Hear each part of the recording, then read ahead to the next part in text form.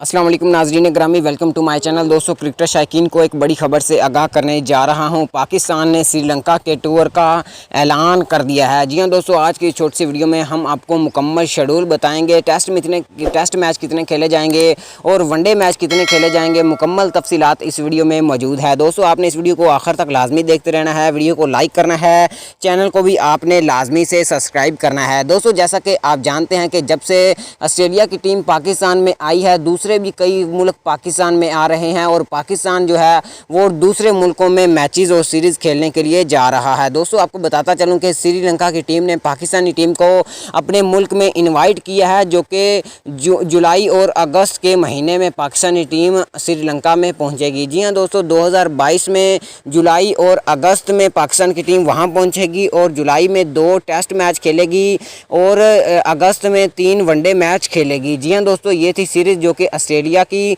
पाकिस्तान के साथ होगी और ये सीरीज़ ऑस्ट्रेलिया में ही खेली जाएगी।